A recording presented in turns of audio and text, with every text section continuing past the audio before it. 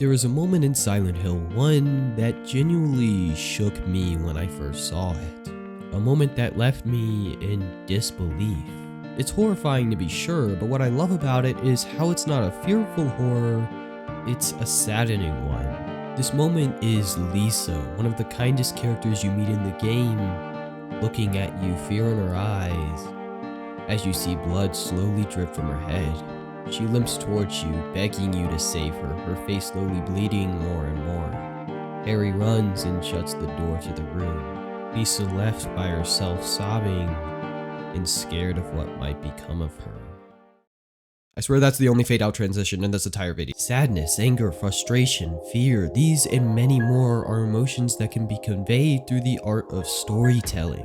Whether it be loss or grief, these emotions being shown can impact the audience in a way that feels grounded and real. However, this moment, despite how much it has aged, feels like a bizarre mix of all of these emotions spiked with horror. You feel bad for leaving her behind, yet you also know that it was the only option. She is a monster grasping for her own humanity.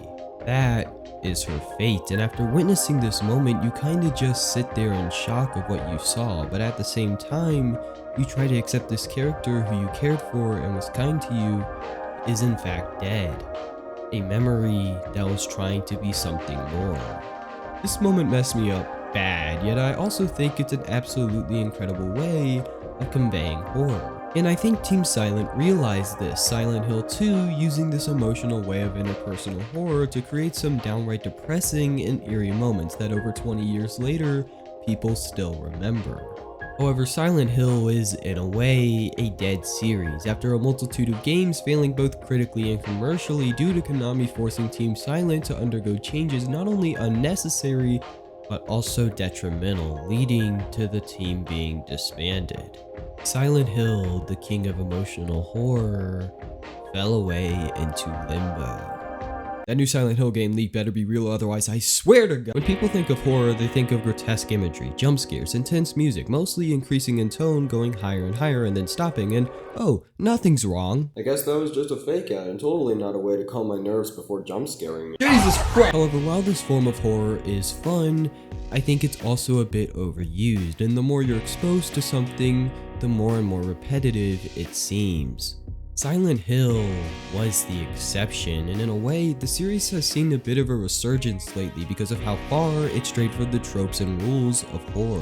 People talking about the franchise as a whole, and more commonly the first 3 games, further adding to the popularity of Silent Hill. And while I do hope Silent Hill makes a comeback, my only real fear is that it will take inspiration from the modern kings of horror such as Resident Evil and grasp what works with those games and place it in theirs. However, the problem is that's not what made Silent Hill so special to begin with. So even if Silent Hill comes back, it may not be the Silent Hill we remember. However, even if Silent Hill never returns, its legacy in the unconventional way it displayed horror continues to live on in other games, and though it's rare to find them, they do in fact exist. Games that not only have you question the game and the characters, but your own beliefs and ideas, and one of these games that did this for me was Soma.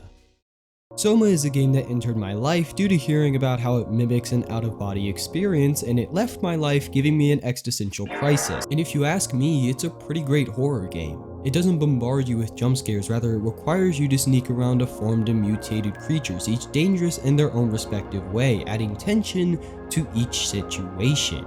However, while this form of horror is effective, especially in some sequences, what I think makes the game terrifying are the concepts it introduces. You know how Undertale poses the question, does anything you do in a fictional world matter, and if not, do consequences for those actions apply?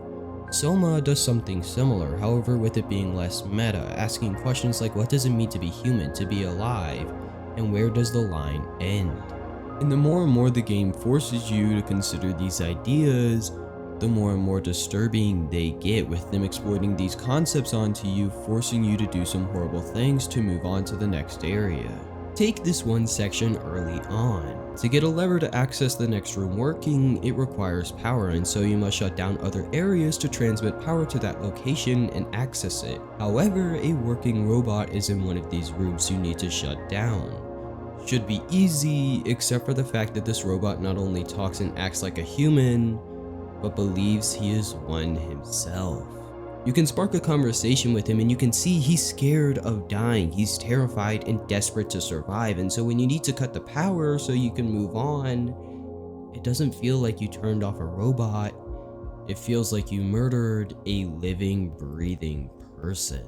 And the game uses this sympathy and morality you, the player, have as a person and forces you to ponder if what you're doing is right or wrong. Is it considered murder if the robot behaves and acts like a human? And if so, where does the line have to be drawn? It's a genuinely interesting concept, and I think the way they use it along with the stealth-like gameplay is incredibly immersive and allows you firsthand to experience these concepts and ideas yourself. And I think this form of horror leaves the player thinking about it more and more as time passes. It's a form of horror that, while terrifying and brutal, is also desolate and saddening. And look, while I love movies and games like It, Resident Evil, or A Quiet Place, I think the ones that stick with me the most are the ones that pose a sense of morality and humanity onto the audience.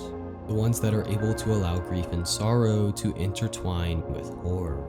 And I think that is an incredibly effective way to stay with the audience days, weeks, and months after the first experience. I think a saddening horror is one of the most unsettling and disturbing ways one can display a very real emotion.